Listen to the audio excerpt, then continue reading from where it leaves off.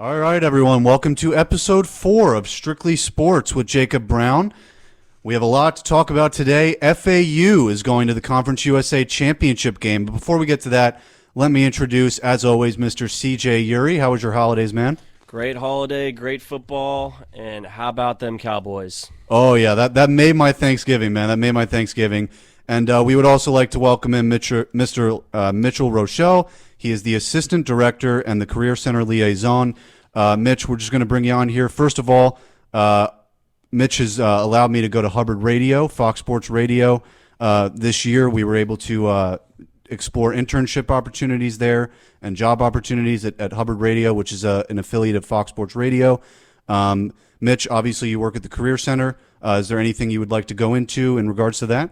Sure. Well, thank you for having me, Jacob. Of course. Appreciate it. Big fan of the show. Thank you. So yeah, as Jacob said, I am the assistant director of the Career Center, and if you haven't been to the Career Center, our mission is to help students get hired, and we connect students with internships. We have an internship fair every semester. This coming spring, January 29th, is our internship and part-time job fair. We help students choose a major, choose a career path. We help with interview prep.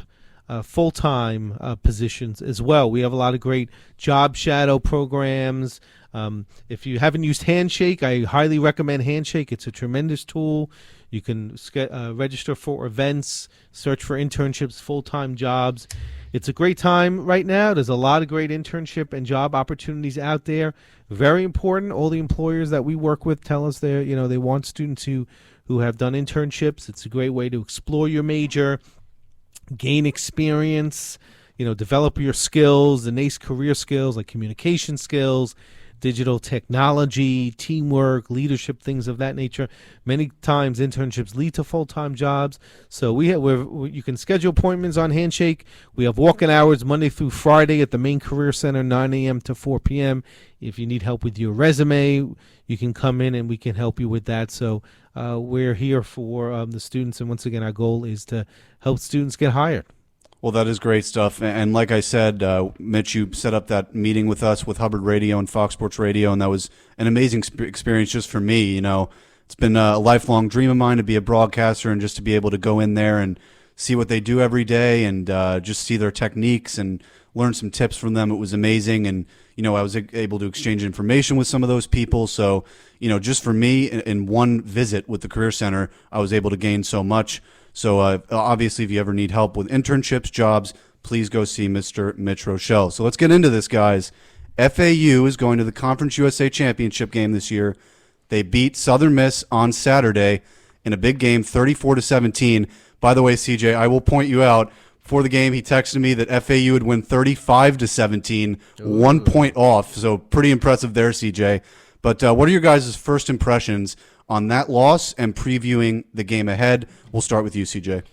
So, as I've always said on the show, the athletes and the personnel at FAU is always a step above most of the Conference USA rosters. But, yeah, they took care of business. Harrison Bryant, at one point in the game, 3 catches, 3 touchdowns. The guy's a real deal. He's the best tight end in the country. Robeson looked good.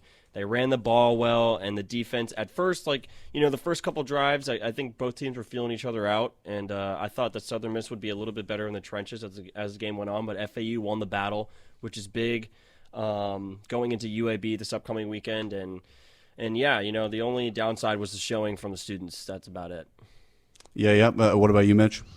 Yeah, really great game. I was there. I'm a season ticket holder. I love going to the games, and what I really liked was the fact that they were able to run the ball. I mean, there's a lot of depth in this backfield now. B.J. Emmons, Jamal Charles, Malcolm Davidson, Chauncey Mason even got some carries. So to me, that's how you win games, running the ball, and they're really running the ball very well. And then, whenever they need it, Harrison Bryant is there, and he's going to be playing on Sundays next year, no doubt. And he's such a great talent. 3 touchdowns. One of those touchdowns, he was wide open. And the defense is playing well too. So I think all around a really good effort. Some turnovers. I believe they're number 1 in turnovers in the country right now. So they're really hitting on all cylinders. Yeah, and that's pretty incredible. You mentioned the turnovers. FAU actually right now is number 1 in the country in turnovers and interceptions, and they are tied with Alabama for the best turnover differential, which is incredibly impressive. Now, we're not saying here that FAU is at the caliber of those defenses because FAU faces competition that's lesser of other teams, but it's still an incredibly impressive number to lead the entire FBS in interceptions. And I think that's something that other teams should take seriously, especially UAB going into this conference championship. This FAU defense is real, and a lot of people like to think about the offense first because that's kind of what Lane Kiffin is branded around. He's always been around the offense. But this FAU defense might actually be the strength of this team. You got guys like Tim Bonner. You've got guys like Miko Dotson, who Achilles leads Leroy. right 8 interceptions on the year, set an FAU record. I mean, this defense is legit. So how do you think this defense will play in to the UAB game this weekend? We'll start with you, Mitch. I think I think they'll just keep playing the way they are. Like you said, the turnovers are key, very important. And Mako Dotson, I think you said he has 8 interceptions now. Yeah, he FAU career high. Right. So I to me that I know it's an offensive game these days, but I think you win. What they say, defenses win championships. So I think if the defense can keep on playing, the way they are, stopping the run and getting turnovers, they will win this game. Absolutely, absolutely. Well, there was also a lot of other stuff that happened in the college football world this weekend, and the biggest game of the weekend was Bama-Auburn. Bama lost by 3 points, 48-45 to Auburn this weekend. A lot of people questioning, is this it for Alabama? I don't think so. Obviously, they're going to be back next year. They still have a top 10 college quarterback in Mac Jones. They still have the best recruiting class. Alabama's not going anywhere. It's not happening. But this year, they're not going to make the college football playoffs, which opens up that 4th position for the college football playoffs this year. Right now, it's currently between Utah, Oklahoma, and then an outside chance of Baylor if they win the Big 12 championship game. But even if they do, I'd find it highly unlikely that Baylor makes it. In my opinion, I think what's going to happen is Utah is going to play Oregon this Friday in the Pac-12 championship. Utah is going to lose, and then Oklahoma is going to beat Baylor in the Big 12 championship game and go and be that Final Four seed. And even if that doesn't happen, I think Oklahoma is more qualified than Utah is. I look at the Big 12 as a stronger conference than the Pac-12. I think that offense of Oklahoma with Jalen Hurts would match up much better against Ohio State than Utah would. Maybe Utah would give Ohio State more of a difficult time defensively. But if I'm looking at it from an offensive standpoint, there might not be another team outside of LSU that could challenge Ohio State on an offensive level like Oklahoma could. So just for that reason, I think you'd put Oklahoma in that 4 seed. And if they're both one-loss conference champions, to me, you got to let Oklahoma in, especially they've got Jalen Hurts, who's a better quarterback than Utah. Again, Utah might have the defensive advantage because the Big 12 certainly is not built on defense. We've always known that it's offense in the Big 12. But again, if it's me, Oklahoma's that 4 seed regardless of how this weekend plays out. What about you guys? I don't know about regardless of how everything plays out. Obviously, Oklahoma. Well, if Oklahoma loses, obviously they're out. But I'm saying if Oklahoma wins, were to win it, if all those teams were to win and Georgia to lose, right? Because if Georgia wins, none of this matters. Right. But they're not going to beat LSU. Yeah, I don't think they are. It could happen. No, I mean Georgia's got a great roster regardless. But to go back to your Ohio State comment, people have been sleeping on Clemson ever since the game against UNC, where it came down to Mac Brown going for 2 to win it all, and Clemson ended up going out of there by winning by a point. And ACC has had such an awful year this year; they haven't really had to play anyone. Usually their big games would be against like a FSU, schools like that, and they just haven't had it. So I think Clemson, from an offensive perspective, can 100% go toe-to-toe firepower-wise, but OSU defense might have 2 or 3 guys on that defense that goes top 32 in the draft. Chase Young, go to my 20. Giants. It's happening. Yeah, the Chase Young will be top 2 pick. He'll be in a gold jacket one day. That guy's a freak. But at my 4, if Utah were to absolutely dismantle Oregon, which I don't think would happen, I still think Oregon would, at the very least, if they have a bad game, still puts up 24. It's Pac-12. You know how that goes, West Coast offense. Utah really needs to dismantle Oregon to get into that 4 if Georgia were to lose. But if Oklahoma has like an unreal day on Saturday and they don't get in, I'd be pretty surprised. I like Baylor. I like Matt Rule. I think he's a great coach. As a Jet fan, the Jets almost hired him, but the Jets wanted to pick his assistant coaches, so he turned that down. I mean, if you look at where he's gone, Temple, he turned them around. Now Baylor. So I kind of like Baylor and Matt Rule. I think they deserve to be in it. Well, it could certainly happen. I mean, if Utah loses to Oregon, if Georgia loses to LSU, and if Baylor can beat Oklahoma the second time, hey, I mean, Baylor could be that fourth team in the college football playoffs this year. So let's move on now to And one thing, Jacob, Matt Rule could be in the mix for the Giants job if they get rid of Shermer, because he was an assistant under Coughlin, I believe, right? I believe so, but hey, I've heard these Jason Garrett rumors. Anybody but Jason Garrett, please. I mean, because Jason Garrett's been in Dallas for a decade and he hasn't won a playoff game. I don't want him anywhere near the Giants. Please, no. Doesn't Jacob look a little like Jason Garrett? I think he can pass for him, right? Jason Garrett's very much younger brother. Yeah, right. Well, Jason Garrett had a great Thanksgiving this year, losing to the Buffalo Bills, and that's a perfect segue into the NFL. So the Dallas Cowboys lost to the Buffalo Bills. All of Dallas Cowboys fandom is freaking out. Oh, my goodness, our season's over. Philly's got the easiest schedule in the world. And then Philly lost to Miami on Sunday, meaning that Dallas is essentially a lock for the NFC East if they went out. Even if they beat Philadelphia, they would still have the tiebreaker over the Eagles.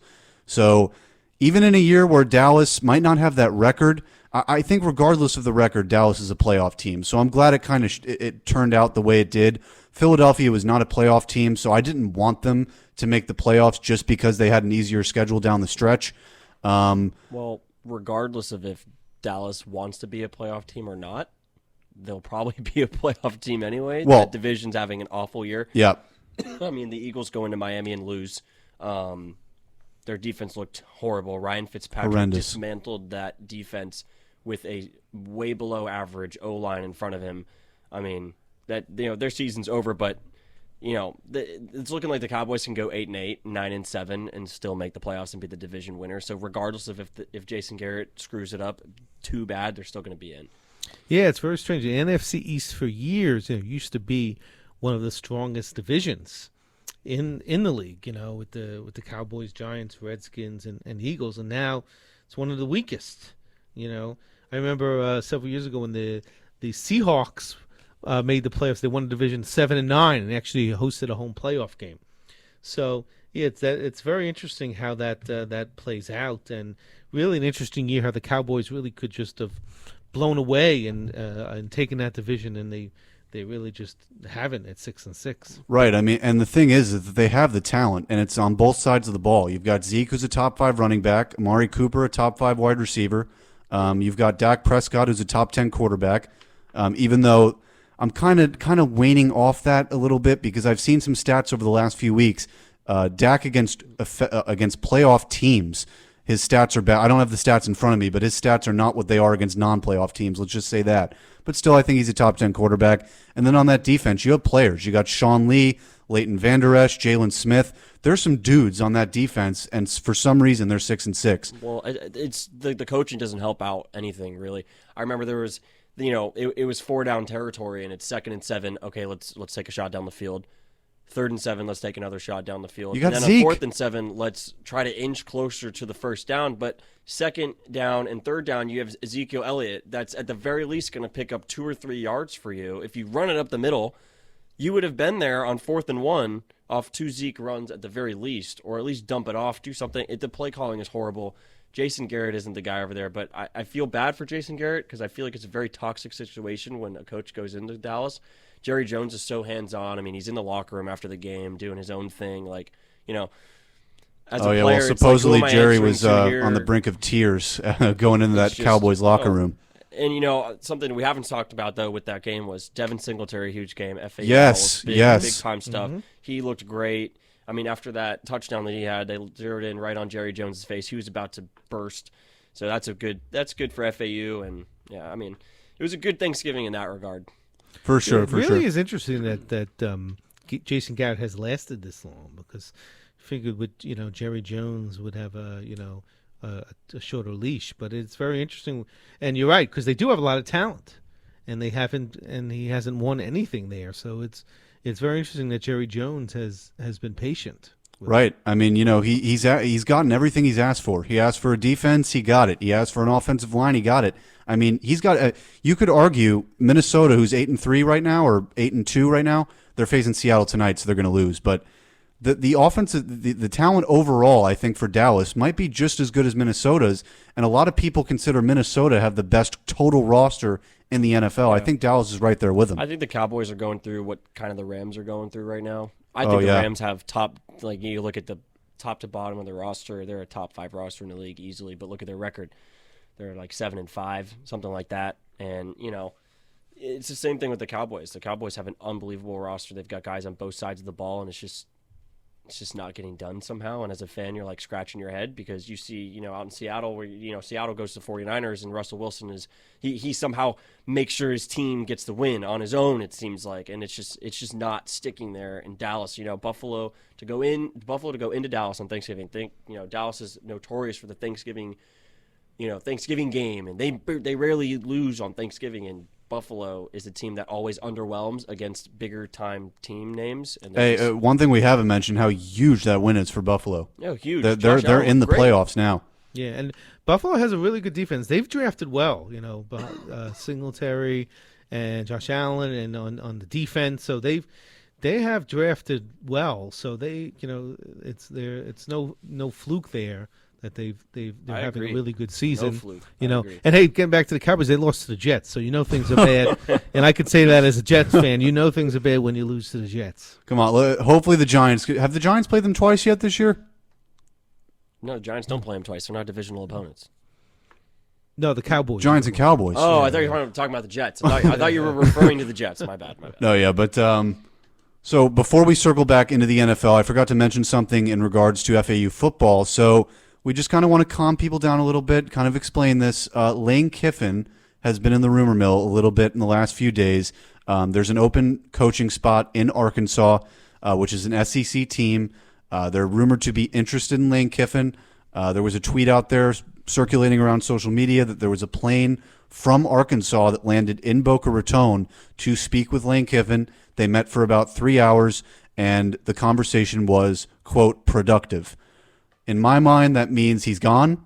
I don't know about that. I mean, there's so much to talk about in regards to this situation, but CJ, this kind of goes into what you were ranting about a little bit in the room. So talk to me a little bit about what you think about Lane Kiffin. I don't think Lane Kiffin is gone like that. I think that Lane Kiffin's ceiling is much higher than the Arkansas job. And for him to reach that ceiling, I think it's in his best interest to stay at FAU and have like 2 signature seasons back to back where he's knocking off a few teams off their perch from a smaller school like FAU and really build that up and then, and then leave. But if he leaves, I will not be mad because this student body has not at all supported the football team. They don't go to the games. The only part of the stadium that is somewhat filled is behind him. He doesn't even get to look at it. I don't know what's going on here with the student body. I go on student body social media accounts or whatever it is, huge organizations here that have hundreds of kids in them, no posts about the football team. They don't go to the games.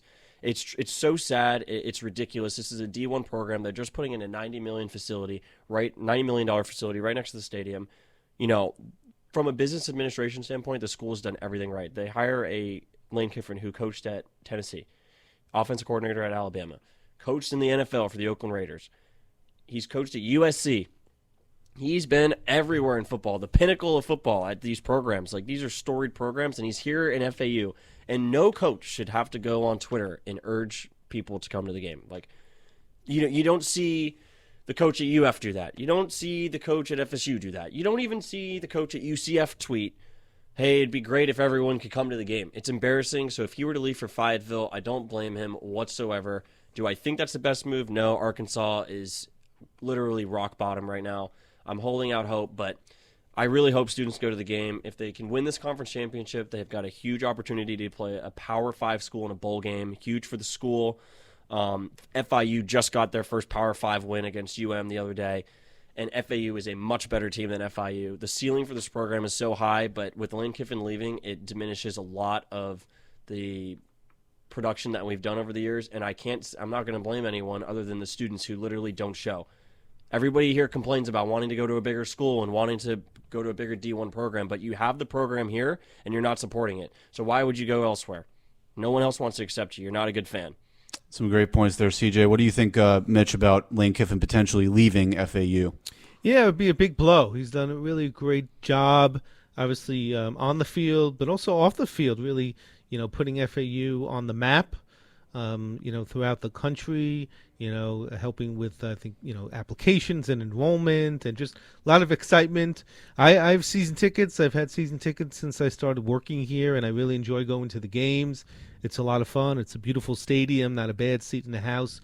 So I think if he left, it would be a big blow. But I think, if he did leave, I think FAU is an attractive job. I mean, because, Kiffin, has shown you could win here, state of Florida. You have, full support of President Kelly and the administration. Like CJ said, brand new facility coming in. So I think it's an attractive job for another coach. But I really hope that he stays, because I think he's just done a great job for not only for the football team but the university as a whole. I think that they would still be able to hire a Power 5 coach, a coach that either was fired or resigned. The coach if you out in can Washington get Lane Kiffin here, you can get someone else at that level. Exactly, or Right. even an up and coming coach from I don't know. It's a totally appealing job, but from someone, if one of those coaches were to ask Lane Kiffin, like, hey, why'd you leave? One of the things that he would definitely bring up was, I did my best. We won. We had guys go to the draft. We have guys that are playing on Sundays now. We've got, if Harrison Bryant wins the best tight end in the country, what is he going to, we had the best tight end in the country. We had a guy who won the Mackey Award, but no one was at the game. Our quarterback statistically has had the best year of his college career, transfer from Oklahoma. No one came to the game. No one came. I So mean, why am I 5, gonna 6 stay? running backs, 3 or 4 wide receivers. I mean, you've got players on defense. I mean, this is a real team to watch.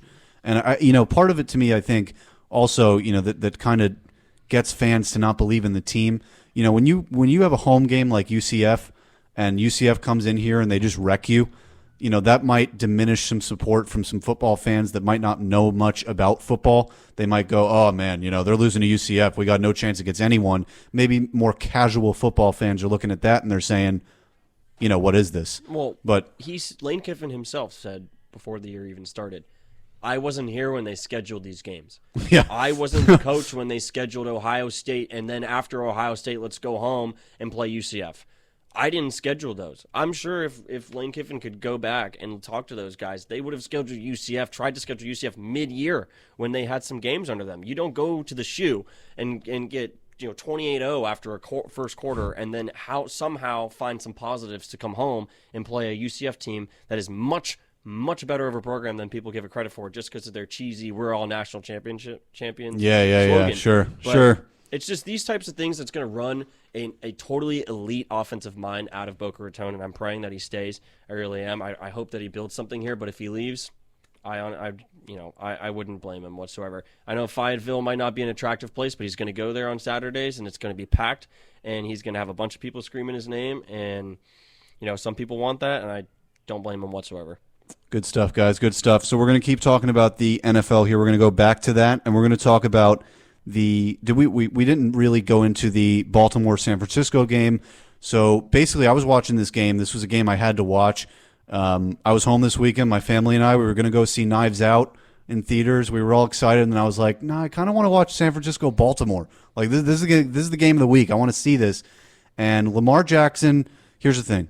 I was wowed by him the week before. He was incredible against the Rams. 4 touchdown passes. He was great. I was on Twitter. I was calling him the best quarterback in the league. MVP. It's guaranteed. Then he goes up against San Francisco, and yes, he won. He still had a great game. I'm not saying that he didn't have a great game.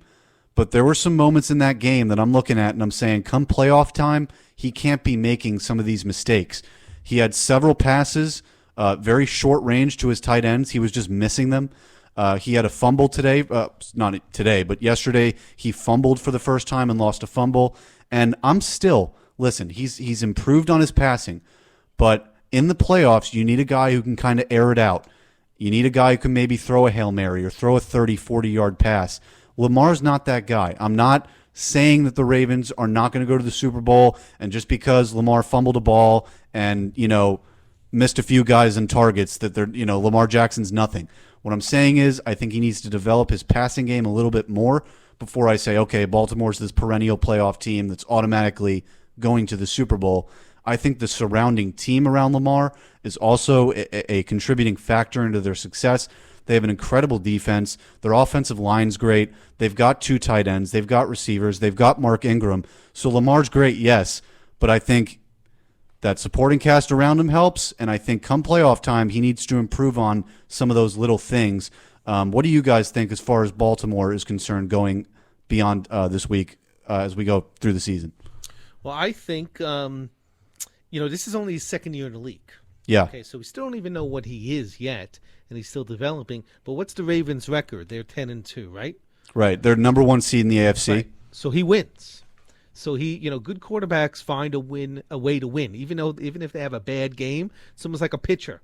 If a pitcher doesn't have his stuff, he finds a way to win. And I think, Lamar Jackson finds ways to win. So I think the Ravens are going to win the Super Bowl this year. I think behind him, and I think you still just he's in a perfect situation. He went to a perfect situation with the Ravens with a really good supporting cast around him, a really good coaching staff. So I think you just have to give him time, and he's a tremendous talent who just finds a way to win. And I think the NFL just is still kind of learning how to what to make of it. You have a that's quarterback the thing, right? Who's leading the team in rushing. So it's amazing. And there's still a lot of football left to be played, but I think he's still going to get better. But the key is he just finds the way to win. Right.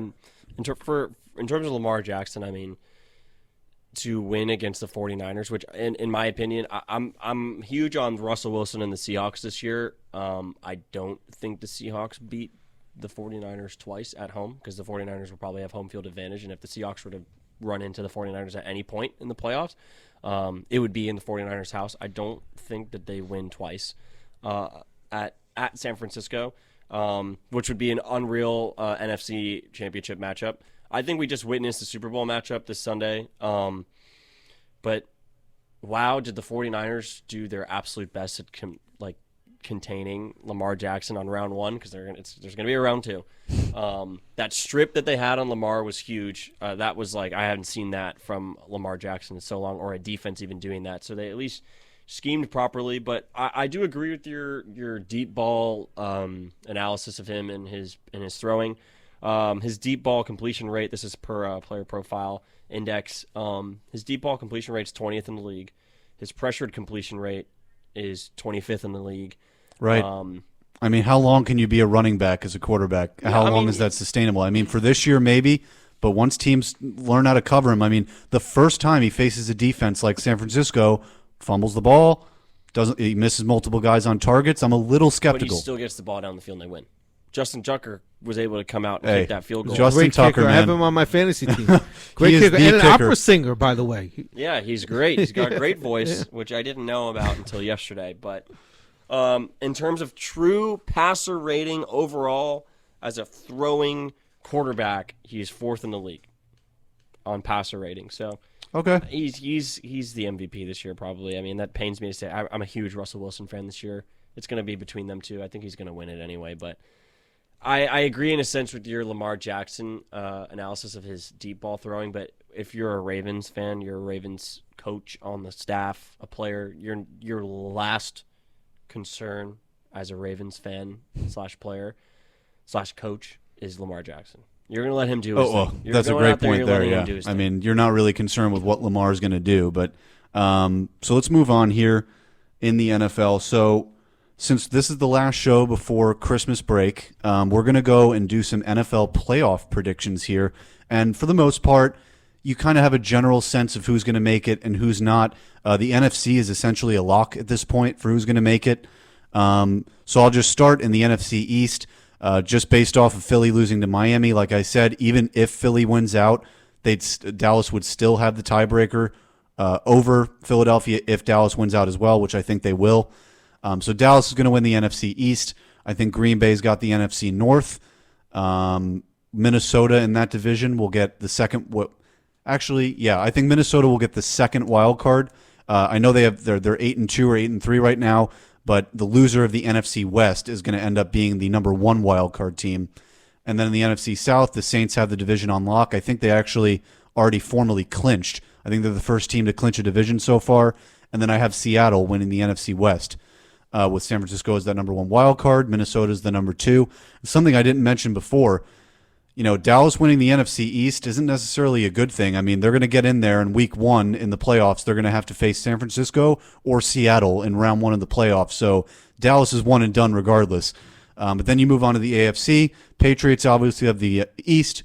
Ravens got the North, obviously. You go to the AFC West. The Chiefs seem to have that on lock after they absolutely destroyed the Raiders on Sunday.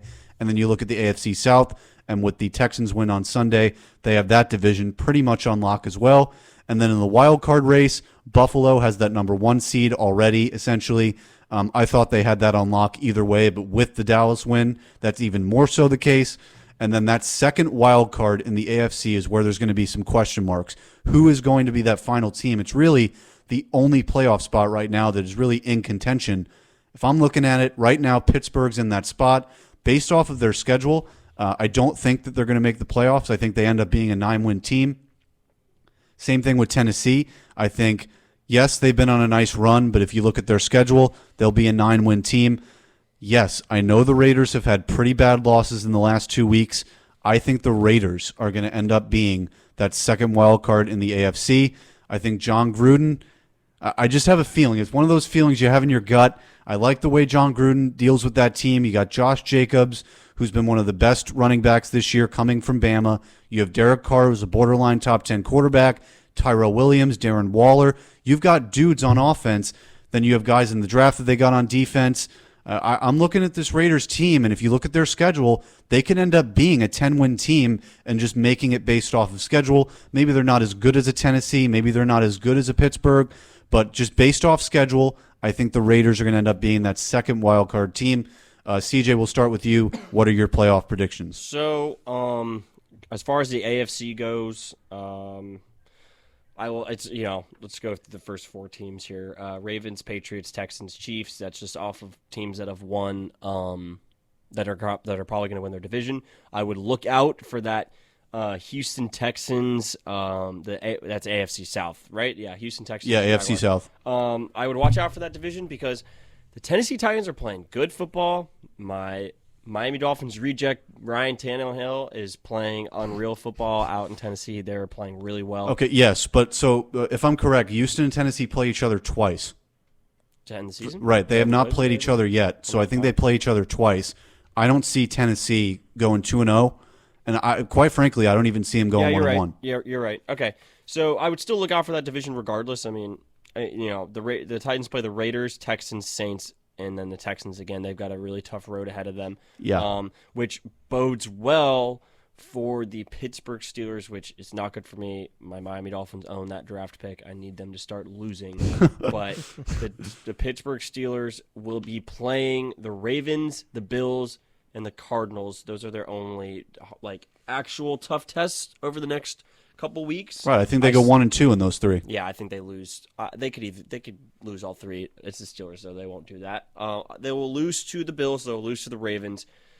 So we might be looking at a 9-7, 6 seed. So I'm just gonna hand it to the Steelers. I think the Raiders have way too much of an uphill climb at 6-6. They need to win out. You got to be 10-6 in this league to get in the wild card, but maybe 9-7. I don't know. Oakland Raiders do win the tiebreak over Indy, which is right below them. So I don't think Indy gets there. So I'll go 1-6 for the AFC: Ravens, Patriots, Texans, Chiefs, Bills, Steelers, and then the Ravens will have home field. I think they win out, and they'll probably go 14-2. In the NFC, 49ers. I don't know out of the 49ers and Seahawks who would win home field there. Probably going to be the 49ers. So I'll go 49ers at 1, the Saints at 2, Green Bay Packers at 3, Cowboys at 4 at 6-6. That's just incredible because they're going to win their division. And then the wild card, Seahawks, Vikings. See, we have the Los Angeles Rams at 7, which really Yeah. intrigues me. Yeah. Because so here's what's going to happen. The Seattle Seahawks are going to beat the Vikings tonight, and then they're going to slip to 8-4. The Vikings 8-4 is still a great record, but the Rams are right behind them at 7-5. I can't believe the Rams might not make the playoffs, but I don't see the Vikings slipping out at the 6th. I don't either. They're 8-4. They got a full But game Minnesota ahead. does face Green Bay again. The Minnesota Vikings face Green Bay. They've already beaten Green Bay, if I'm not mistaken. Right. doubt they do a But sweep. they're going to Lambeau this time, I believe. I think they already went to Lambeau. They went to Lambeau already? Well, either way, they got to play Aaron They gotta Rodgers play them again. They're not going to sweep. The Packers will win that game. Right. The Bears are not going to make it. They're way too far out. So I really want to include the Rams here at the 6. So Yeah, I don't see it. I'm going to do it. I'm going to put the Rams at 6. Oh, I'm going to put the Rams at 6. bold Rams prediction at there. 6. So you have them Because the over Vikings lose Minnesota. tonight to the Seahawks. They'll probably lose to the Packers, and you know the Rams are going to do their very best to somehow win out. They're 7-5. They'll be 10-6. The Rams will at least be 10-6. Wow. So we got CJ picking Rams over Vikings. That's bold. What about you, Mitch? Yeah, speaking of Rams, disappointed. I drafted Jared Goff as my Ooh, QB, but I've been starting Aaron Rodgers. Okay, so okay. he's really had Goff has really had a very disappointing season. Yeah, to say the least. Yeah. So in the AFC, I'm going Ravens all the way. So Ravens, Patriots, Steelers, Texans, the Bills. I think they're going to continue to play well behind Motor Singletary and that defense, and the Chiefs, Pat Mahomes. And then in the NFC, the 49ers, the Saints, the Vikings, the Packers, the Seahawks, and I think the Cowboys will eke out that division and win that division. And I think it's going to be a rematch of the Power Outage Bowl, the Ravens 49ers. Yes. And I think the Ravens are going to win it all. Hey, I mean, a lot of people are saying that. I mean, it would be a tremendous story if it did happen. A guy like Lamar Jackson winning a Super Bowl. So again, we will not be here for the national championship preview either. So if I'm looking at it right now, and this is very tough because we obviously don't have the Final Four with us, I think Ohio State wins the 1-4 matchup either way. So they'll be in the national championship. And I do think that LSU will beat Clemson. I'm not just picking rankings here. I do think LSU, with Joe Burrow, with that offense, the only thing that concerns me with LSU is that their defense is ranked 53rd in the country. I don't like that. I think that's dangerous against a team like Clemson. But I do think LSU will win. It will be LSU, Ohio State in the championship, and I think Ohio State will pull it out this year. What about you, Mitch? Yeah, I agree. I think Ohio State is the best team, and they will pull it out. Yeah, I mean they haven't just been winning games this year; they just dominate. I mean they've been and the Big Ten. There's this debate over is the Big Ten or the SEC the better conference? Well, the Big Ten's much deeper, and they have to play teams that in the SEC. Once you get down to 5 or 6 in the SEC, it kind of turns to crud, right? You kind of have those big teams at the top. It's very top heavy, but in the Big Ten, almost everyone you play is going to give you a good matchup. And Ohio State's just been dominating. They have tons of NFL players: Chase Young, J.K. Dobbins, Justin Fields. Ryan Day's done a tremendous job in year 1. I think they got the national championship on lock. What about you, CJ? So is it OSU's Ohio State's at 1 or is it LSU? Right They're 1 right now. Oh gosh. So if LSU beats Georgia, which would be 4, which would be the 4th overall team, I think that LSU ends up being the number 1 seed.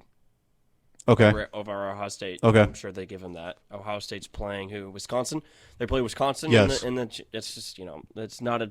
Wisconsin's a great football team. They're not the 4th ranked team in the country. You know how they all their rankings go off of power schedule and who did you play? What did you do for me recently?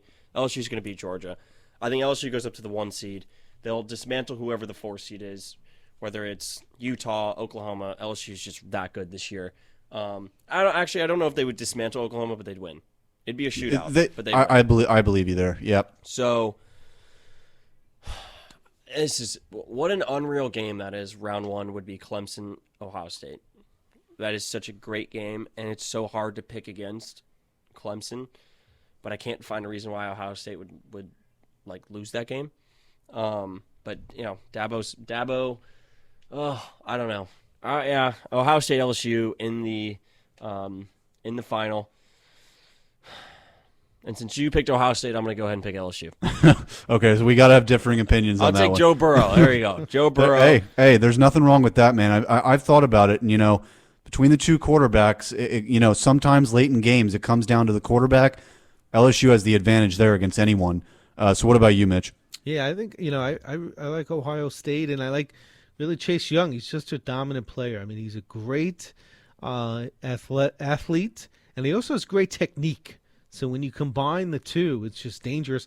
I mean, I couldn't believe against Penn State they had an offensive tackle one-on-one against them and even put a tight end over there.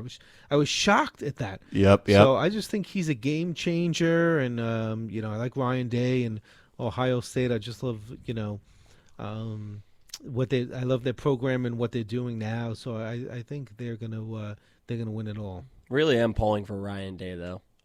I like he's a great coach. Yeah, a lot of people were doubting it after Urban left if Ohio State could recover, and now, I mean, they might be. I was watching a segment, Joel Klatt, who's the #1 announcer for Fox Sports. He's the #1 color guy. He was saying that if Ohio State wins out and they win this national championship and they keep dominating the way they are, they might be one of the best teams in history, not just a champion. Well, you go off of the first round of the draft, they're going to have 3 or 4 guys potentially drafted in the first round that's off of one side of the ball. Yeah. And when this is right. all said and done, and I'll say this, and I'm going to stick by it, when it's all said and done, the conference championship, the playoffs are over and done with, and I'm sure they'll be in the national championship game. Very well could win it. The running back, J.K. Dobbins, very well might be the front runner for the best running back in the draft over Jonathan Taylor and DeAndre Swift. That guy's ridiculous going into the big house on Saturday, putting up like 211 rushing yards, an additional 75 through the air.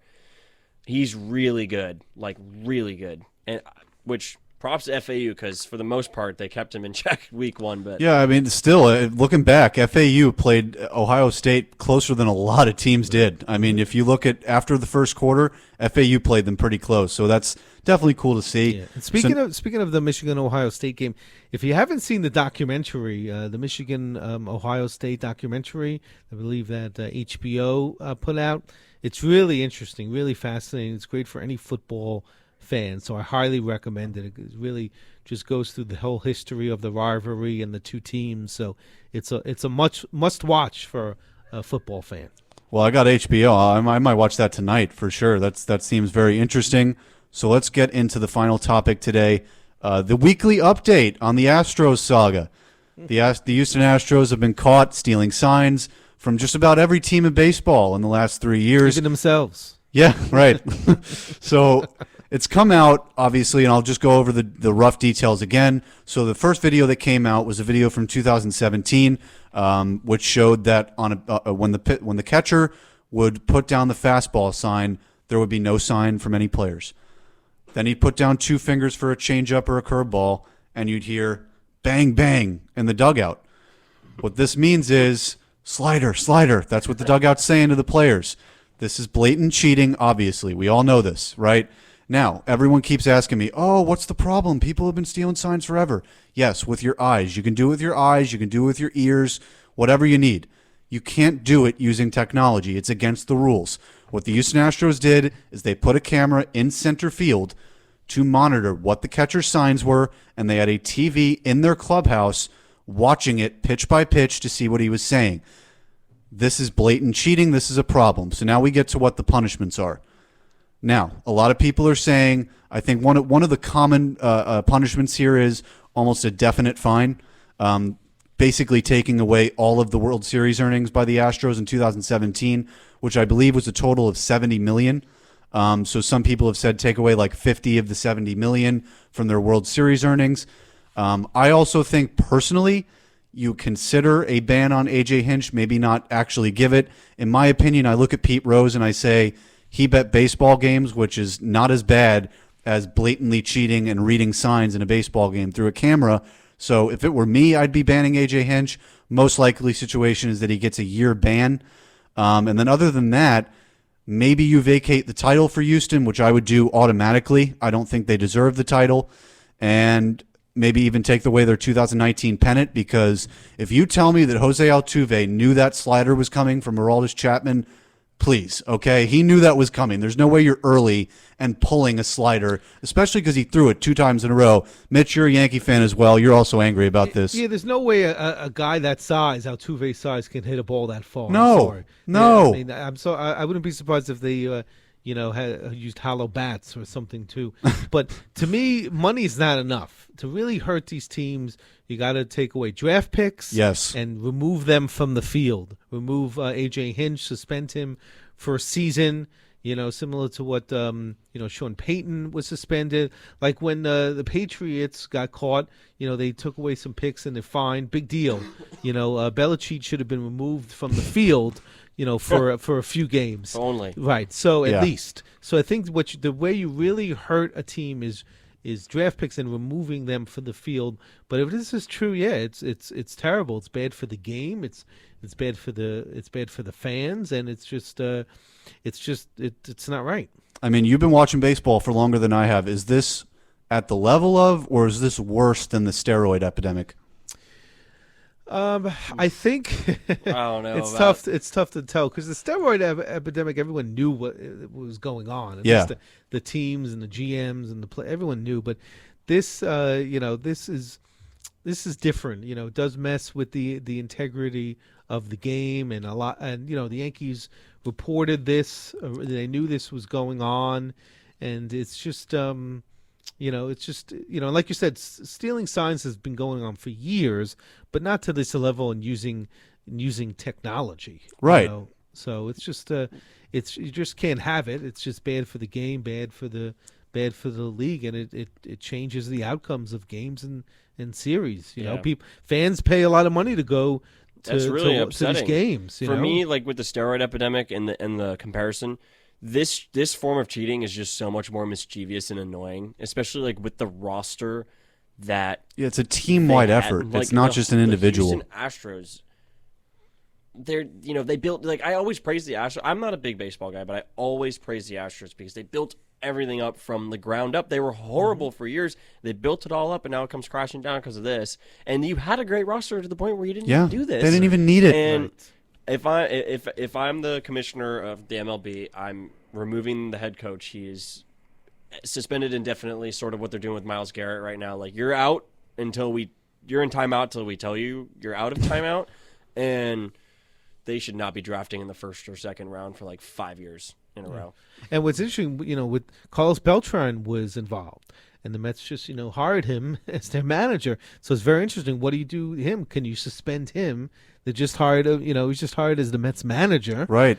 So it's a bad situation. With Spygate, the NFL really swept it under the rug. Supposedly destroyed the tapes, etc. But I think this is I don't think MLB can really sweep this. Yeah, this under isn't the rug. going away because Right. I mean, you have, I don't know if you've seen the videos, but John Boy I have. Media, he just keeps pumping out these videos. The evidence is out there for everyone to see. Right. But I mean, I look at this just as a fan. I'm looking at the Yankees have had two times against the Astros, but 3 straight years of failure. But now I look back on it and it's like, is that even failure? I mean, how do you even judge the losses? I mean, you can't. So I go into this year and I say, do the Yankees now need to go out and get a $35 million pitcher like Garrett Cole per year? Maybe not, because maybe without the sign stealing, the Yankees would have won the series. Right. This changes how teams are run. Another great point that Mike Fiers brought up, he said this doesn't just affect the game. This affects players and their livelihoods. You have minor leaguers that if they make a bad pitch to Houston, they're sent to the minor leagues and they might not ever come back. Right. You're affecting with people's lives here. This is much bigger than just the game. Absolutely. The question is, was Belichick at the game too? I mean, you'd think so. I mean, you got to ask someone for advice, right? Right. Someone who knows what they're doing in that arena. So, well, guys, this has been an amazing show today. We talked about FAU going to the conference championship. Everyone, please go. Go to the conference championship, please. We want that stadium filled. Just now, I went on Twitter and I scrolled for like maybe 2 minutes, and there's even more reports about Lane Kiffin potentially going to Arkansas. So if you're a student and you're planning on staying in your room and playing video games on Saturday instead of going to the game, maybe you should come watch the best thing that's ever been at FAU for potentially the last time at home. So thank you, student body of FAU. Yeah, it's just the games are fun. They're fun. It's a great atmosphere, just a great time. It's a great stadium. I really enjoy going. And just a final plug for the Career Center, where we are open right up until December 23rd. So you can come by if you need resume help, searching for internships for the spring. If you're graduating and you're looking for a full-time job, come see us. If you're applying to graduate school, we're really here to help you, and we're here to get you hired. So any kind of help you need. So once again, Monday through Friday, 9 to 4, we have walk-in hours at the main Career Center. That's in the SU 80 building, room 220, right next door to Financial Aid. Right. So, well, thank you, Mitch, for coming on. This was amazing that you came on. It was an honor for you to have you on the show. So obviously, like Mitch said, please go to him if you need any help with any of that stuff. And his email as well is mroshel@fau.edu. So if you want to email him personally, you can do that as well. So this is the last show, you guys, sadly, until we come back from Christmas break. So that'll either be on a Monday or Tuesday. It'll be January 12th or 13th. We've got to figure out CJ and I's second semester schedules, how we're going to line that up. So if you follow our social media, which is at Strict Sports FAU on Twitter, I will be updating you guys when the next show is, when episode 5 will be. When we come back, that'll be after the national championship. That'll be in the middle of the NFL playoffs. So we're going to be coming back to some really fun stuff. We're looking forward to it. This was a great show today. Remember, follow at Strict Sports FAU on Twitter. This episode, if you didn't get to catch the whole thing live, will be available on YouTube. If you look up Strictly Sports with Jacob Browne in the search bar, it'll be the first channel result on YouTube. So you can listen to this. I'll upload it right after the show today. Thank you guys for listening. For Mitch Roshel, for CJ Uri, I am Jacob Browne, and we will see you next time.